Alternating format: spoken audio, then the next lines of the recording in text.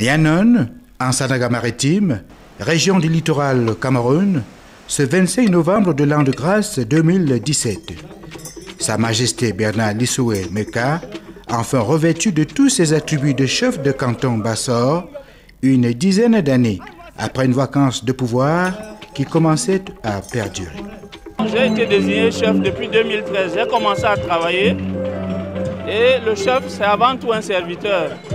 Et je suis le serviteur, je resterai serviteur pour que moi, je puisse servir ce peuple qui m'a adoubé, qui m'a choisi et qui va m'accompagner dans cette délicate mission.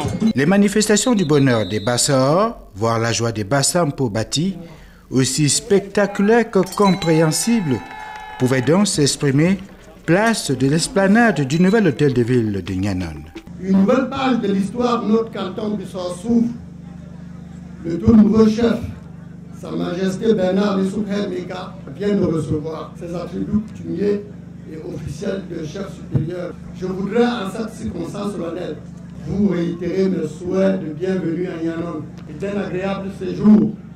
Au milieu de cette foule en liesse, le ministre Jean-Ernest Ngalé-Bibéhé et diverses autres personnalités politiques, administratives, religieuses et traditionnelles. Ma présence ici aujourd'hui à Yannon témoigne de mon attachement à nos liens ancestraux et à la valorisation de notre patrimoine culturel et vous assurer de mon soutien sans réserve à la restauration de l'autorité de nos chefferies traditionnelles. La cérémonie d'intronisation de Sa Majesté Bernard Lissoué Meka a d'abord été placée sous la coupole du Dieu Tout-Puissant à travers des prières conduites par Monseigneur Dieudonné Mboknis, évêque d'Ezeka. C'est l'église qui intronisait les rois. Les majestés étaient intronisées par le roi. Ça signifiait que toute autorité vient de Dieu. Et que le chef, en prenant possession de son royaume, de son règne, qu'il n'oublie jamais Dieu. Et puis qu'il guide le peuple, qu'il conduise le peuple, qu'il dirige le peuple, qu'il soit pasteur du peuple selon le cœur de Dieu. Ensuite, ce sont les rituels engagés par les Bambombok, gardiens de la tradition, qui ont marqué les esprits.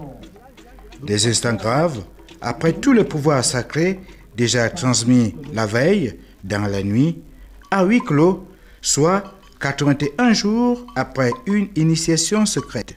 Le chef est d'abord le rassembleur, c'est pour ça qu'on lui donne un chasse-mouche. Il recherche d'abord et prioritairement la paix en cas de difficulté. Le chef a aussi la responsabilité de sanctionner, mais une juste sanction. C'est pour ça qu'on lui donne le bâton, c'est le symbole, n'est-ce pas, de la sanction. Mais on continue à donner le symbole pour que le chef soit capable, si, n'est-ce pas, son peuple est menacé, eh bien, de déclencher la guerre. Voilà pourquoi on lui remet une machette. Mais ce n'est pas pour qu'il s'en serve. On lui a remis une haute.